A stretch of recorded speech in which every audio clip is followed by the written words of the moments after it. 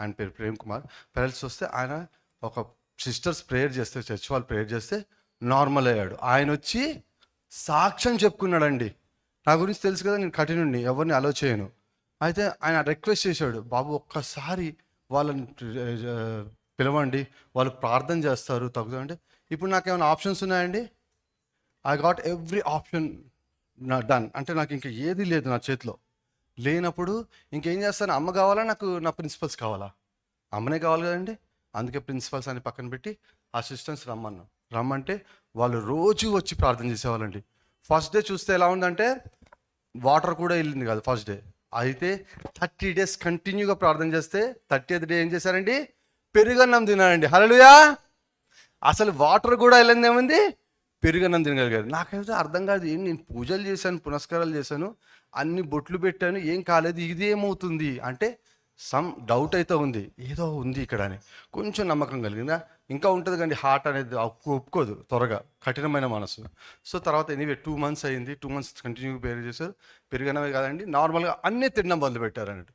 అన్నీ తినడం మొదలు పెడితే నాకు ఆశ్చర్యం వేసింది. కానీ 2 months తర్వాత మామూలుగా డాక్టర్ రివ్యూ చెకప్ ఉంటుందండి, రివ్యూ చెకప్కి వెళ్ళాము.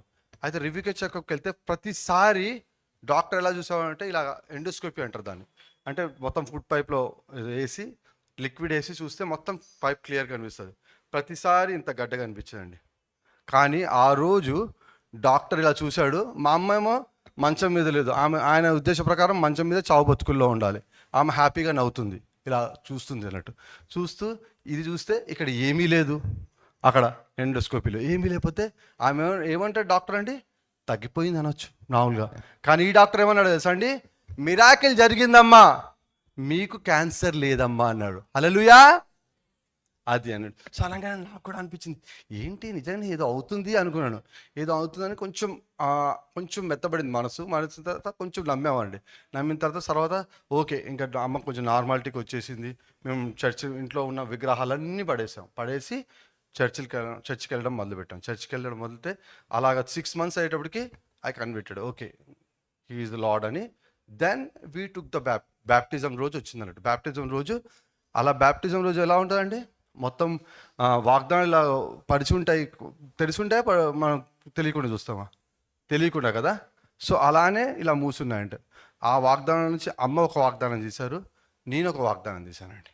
ఆ వాగ్దానం చూసి నేను ఆశ్చర్యపోయానండి. అమ్మ వాగ్దానం చూసి ఏముంది తెలుసా అండి? ఎవరైనా హెల్ప్ చేస్తారా? ద్వితీయోపదేశకాండము 32-39 32-39 అండి.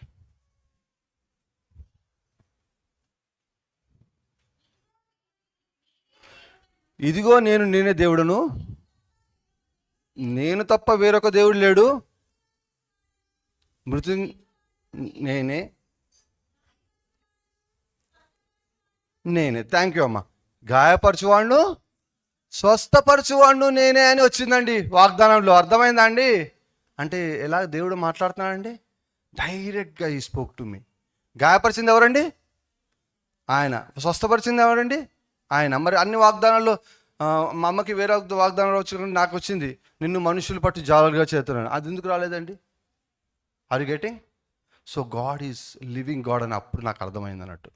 He will speak through the word. So అది నాకు అప్పుడు అర్థమయ్యి ఆ రోజు నుంచి ఇంకా ఆల్మోస్ట్ 25 years అయిందండి. ఇప్పుడు 25 years గాడ్ ఈజ్ రియలీ.